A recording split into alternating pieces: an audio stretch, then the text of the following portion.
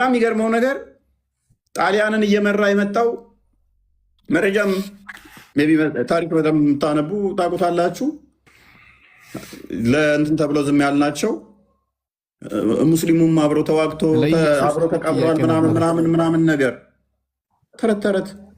አብዛኛውን ያስመጣው ኦርቶዶክሳውያንን ጣሊያንን እየመራ የመጣው ሙስሊሙ ማህበረሰብ ነው። አንዴ ተራ ጠብቅ።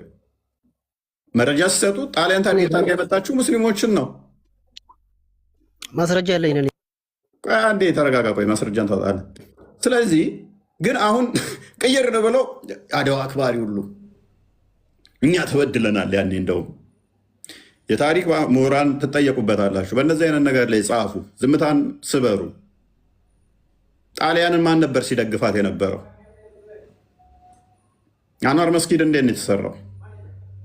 የጣሊያን አስተዋጽኦ ምንድን ነው? ስንት ግመል ተሰጣጡ? ታውቁታላችሁ። ጣሊያን ምን ቃል ገባችላቸው? እነሱ ምን አደረጉላት? በእነዚህ አይነት ጉዳይ ላይ የታሪክ ምሁራን ዝምታ መስበር አለባችሁ። ታሪኩን ቀይረውት ጭራሽ ተበዳይ ሆነው ይመጣሉ ማለት ነው። ኢትዮጵያን አስመትተው አስወግተው ማለት ነው። አስጨርሰው ማለት ነው። ታሪክ የመቀማት ስራ፣ ስትራቴጂክ በሆነ ሁኔታ ህዝቡን የማጽዳት ስራ አርሲ ላይ እየሆነ ያለው በአንድ ቀን 30 ሰው፣ በአንድ ቀን 20 ሰው፣ በአንድ ቀን 21 ሰው ጅም ያደርጉሃል። ቦታውን ስሙን ይቀይሩታል። ታሪኩን ይቀሙታል። ህይወቱን ያጠፉታል። ኦርቶዶክሳውያን ባለሀብት ካለ ስሙን ያጠፉታል። ታርጋ ይለጥፉለታል። ኢኮኖሚው እንዲዳከም ያደርጉበታል። እንዲሰደድ ያደርጉታል። ሪሎኬት ካደረገ ደግሞ ያ ሰውዬ ስቴብል አይሆንም።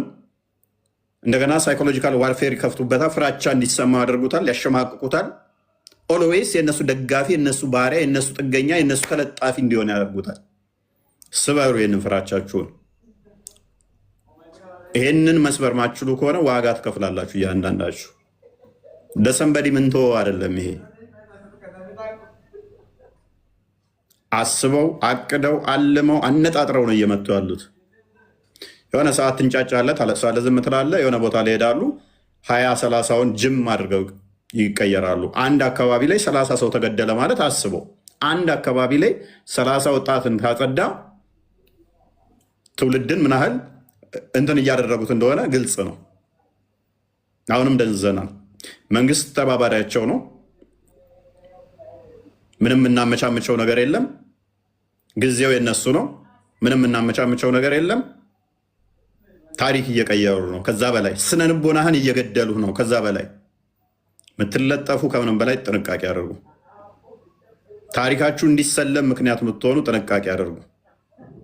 ታሪክ ከባድ ነው። አዲስ ታሪክ እየጻፉላችሁ ነው። አዲስ ታሪክ እያመጡላችሁ ነው።